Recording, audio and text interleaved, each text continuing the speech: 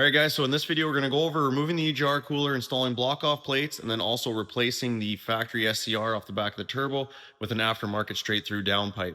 This is going to apply to 2017 to 2019 Duramax trucks. I'm going to try to go through step by step and be as clear and thorough as possible and give you guys everything you need to do this job on your own. Let's get to work.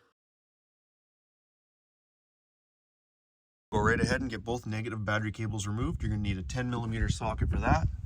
There and there. Next, we'll pull out the passenger's fender liner. You're going to need yourself a T15 Torx for that. There's 19 little Torx screws to take off all around there. Then you're just going to pull that right out of the way. Fender out of the way, you're going to come right in through the passenger's wheel well here, and there's your drain for the radiator. We're going to crack that open and drain out all the antifreeze. Next thing we're going to do is we're going to remove the intake pipe going to the air filter box here. You're going to have your mass airflow sensor right here. You take this red clip, you pop it out, then you squeeze the middle, and that's going to come off nice and easy.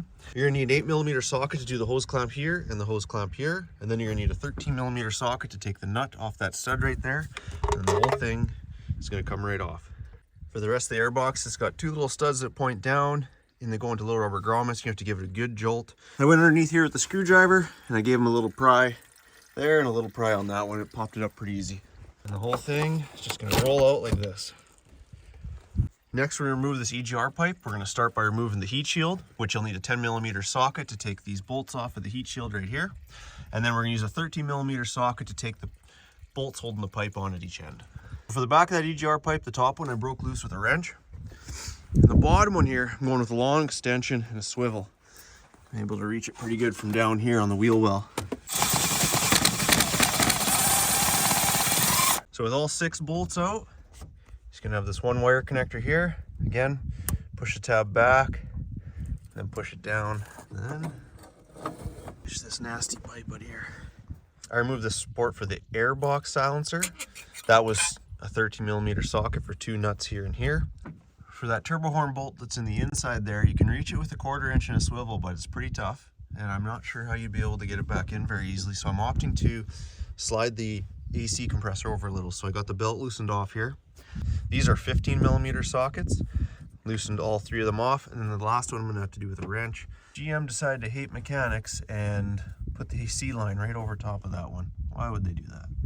So I'm gonna grab a wrench, loosen that one off. The AC compressor swung over there. Next, we're gonna remove the intake horn here. You're gonna need a 13mm swivel headed socket, 1/4 inch extension, and there, one down there. I'll fire the turbo horn off and swung over here. We're gonna remove this aluminum hard line off of the Y bridge. So it's gonna be a hose clamp here, hose clamp right down there, 2 hose clamps right here. Then you'll need a 10mm socket to take that bolt out, and a 13mm socket to take that bolt out. Leave the hoses in place, just remove the hard line. Next, we're going to remove this intercooler pipe down here, this plastic one. 13mm socket to take the support bolt out. And then you have this clock ring here. You're going to pull down and wiggle and turn this clockwise to separate this. You're going to push it towards the passenger fender here like this.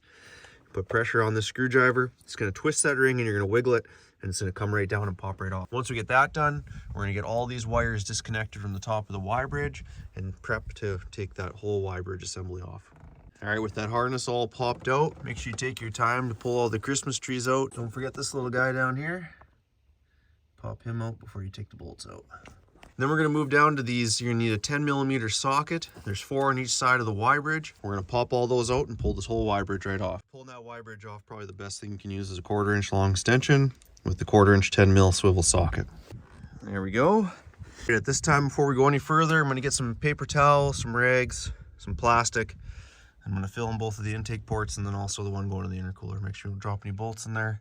Okay, next step is, you remember that pipe we pulled off that went from there to the back of the cooler? We're going to do the other one of those pipes. It's a shorter one. It's right here. 10mm socket for the heat shield, 13mm for the pipe again. And pull the heat shield off, and then those 2 bolts are down there and the other 2 go in sideways right here. Then you're just going to slide that baby out the top there along with the heat shield. Next, we're going to be pulling all these coolant lines off the upper EGR valve and also the ones to the lower EGR valve. Then we can go ahead, and if you look straight down right there, you can see those 4 bolts holding that lower EGR valve on. Those are 13mm socket as well. We're going to take those out and we're going to pull that lower EGR valve out. All 3 of those bolts out. That heat shield on the inside there along the valve cover, had to give it a bit of a pry in. in order to get on one of the bolts. But once I did that, it was pretty easy. Then it just come right off. Sneak it out the bottom here. So now we get to install some of the delete kit. You're gonna grab your one plate with the new gasket for the lower EGR valve block off. And put the studs and the bolts back in the same way they came out. You're gonna wanna tighten these all up and torque them to 25 foot-pound. All right, next thing we're gonna do is remove these steel coolant pipes feeding the EGR cooler. That's this guy here. You're gonna need a 10mm socket for those two bolts, and then also a 13mm for it right down there. On that end's 10mm socket for those, and then you got a hose clamp down here. Don't forget to remove all the wires first, get them out of the way. Pop those two guys off.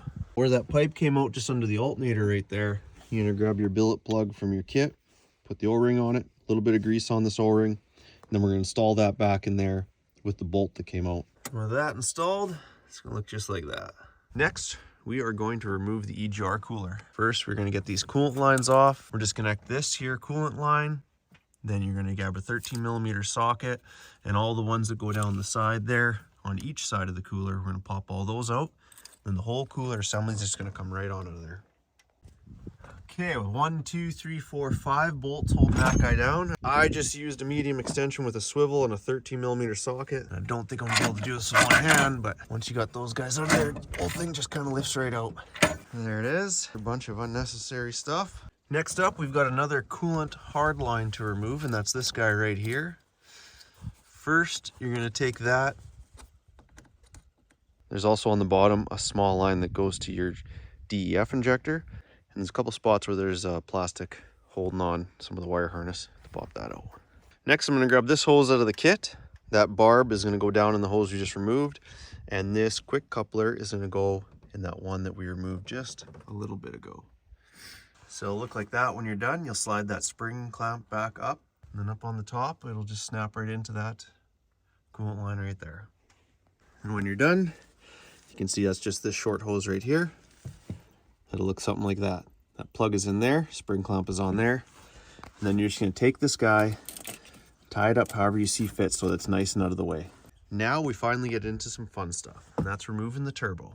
And these are not too bad. They're not like the older Duramaxes where you have to fight with a bunch of up-pipe bolts on the back there. This actually has a pedestal, and then the turbo mounts to a pedestal, which is what they should have done the entire time, but that's why L5P is the best. But first, to get things started here, we are actually going to remove the downpipe, or what we can of it before the turbo comes out. So that's going to be that V-band clamp right there, those two support brackets there, and then also coming down around to the side here, we're going to do those two support brackets right there, and then take off the lower part of the downpipe that I've already installed. V-band off and the mounts all off on the top. And on the side, that downpipe is going to come straight down.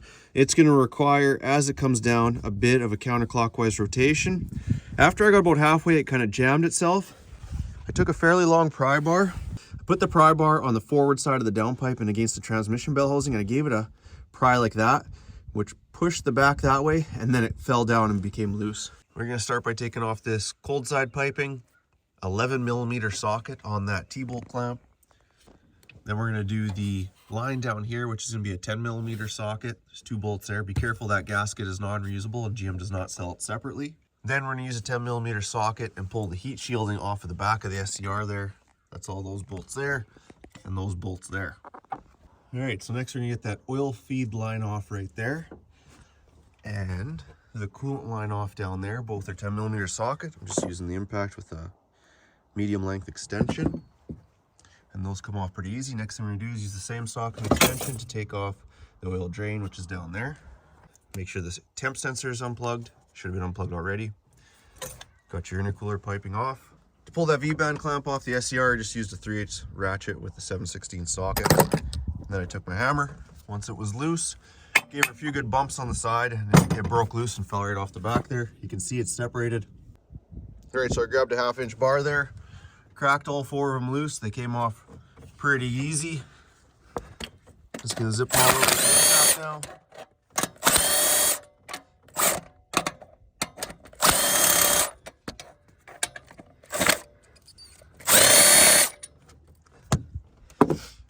And there she is. She's a little heavy, but not too bad. Now all I gotta do is yank that SCR to there. Well, with everything out of the way, we can finally get this new downpipe installed. It's going to take a little wiggling and a little twisting, but once you get it in the right spot, it should pretty well drop right into place.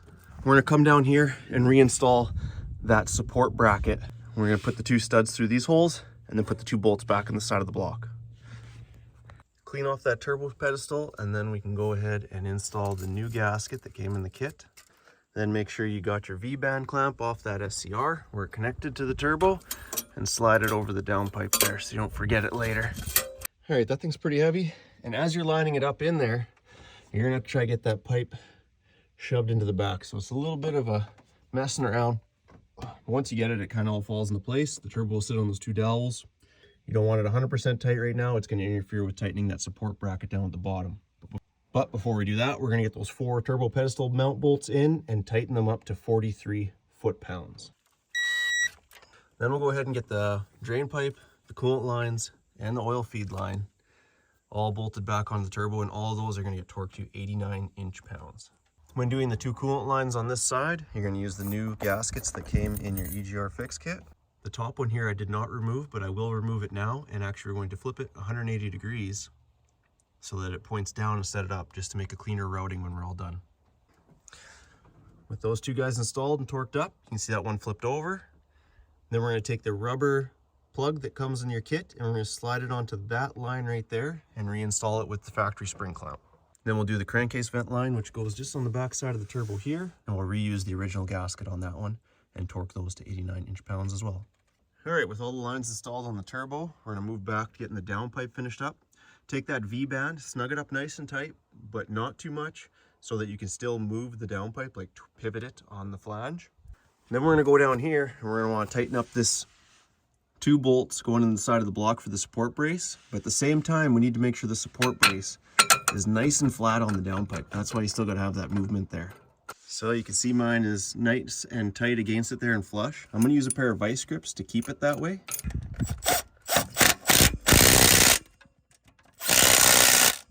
We'll go back up top here, tighten up the V-band.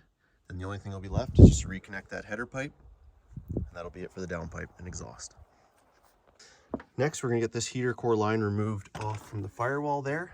And we'll take this heater core line with the quick connect fitting on it, and that's just going to snap right onto the firewall there.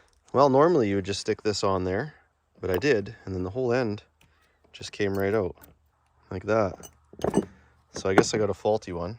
So what I opted to do here was add a plastic ring on this factory hose. I ground that down to separate it and pulled the factory fitting out. I'll just reinstall it with the factory fitting, and I'll put the new hose onto here. You see, once you cut that off, it's basically just a hose barb, so it'll be just as good. Put the hose clamp on, and then the other end of it is going to connect down there with this adapter. So I'm going to go ahead and throw all that together. Okay, so I got it all back together there. Using the factory barb, it works just fine. Got the line routed like that, and then using that adapter fitting down there. I did have to take this here spring clamp and trim the stop tab a little bit to allow it to open up a little bit more to make it easier to install. And then we have just one more coolant line to take care of, and that's this guy coming off of the turbo here. Going to use the supplied 3/8 line that came in your kit. Going to use the factory spring clamp on that end, and then this end, the barb is going to go and use the factory spring clamp on this here T-fitting. Next, you're going to pull the Y bridge out and grab the gasket and the block off plate, and also the 2 bolts that are supplied in the kit. Then we'll grab a 12mm socket to tighten up the 2 bolts to 25 foot-pounds. Plate installed, we're good to install the Y bridge back up onto the engine. Each one of the mounting bolts has a little plastic sleeve that kind of holds the bolts in place. So I'm going to go ahead and get all the bolts kind of sitting in there so they're all held in place, and I'll stick the whole thing on and tighten it all down. 89 inch-pounds and a 10mm socket will do those guys.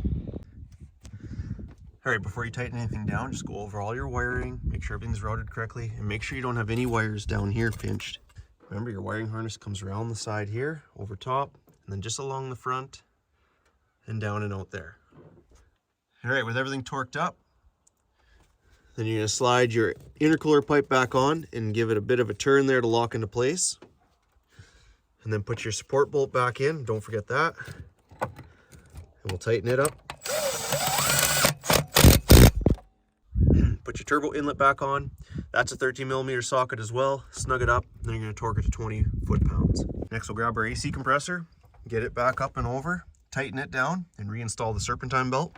Then we'll put the bail connector bracket back over top of the AC, get all that stuff plugged back in, and reinstall the intercooler tube at the outlet of the turbo.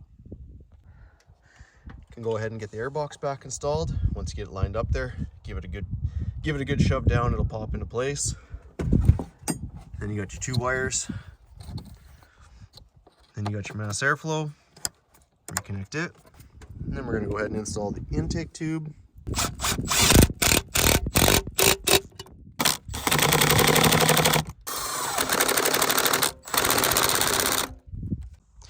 Your kit might have come with a 9th injector plug as well. That's going to be down underneath the driver's side of the truck, just at the back of the transmission. It's going to be this line running across here. The injector is actually right there. The line comes up right here, and this connection is where we're going to plug it off.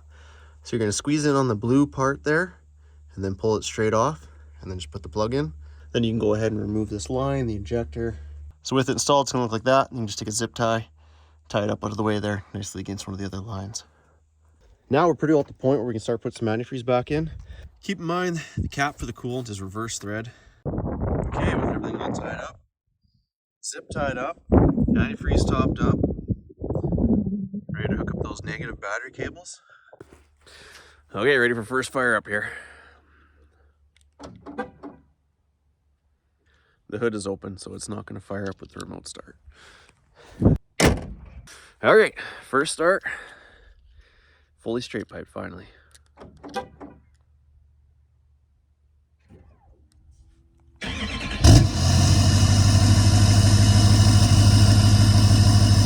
Well, it's definitely louder. Good little hiss to it. So I ended up using about 3 jugs of the deck spool. Just a little bit left in that one. Still needs a little bit of a top up there.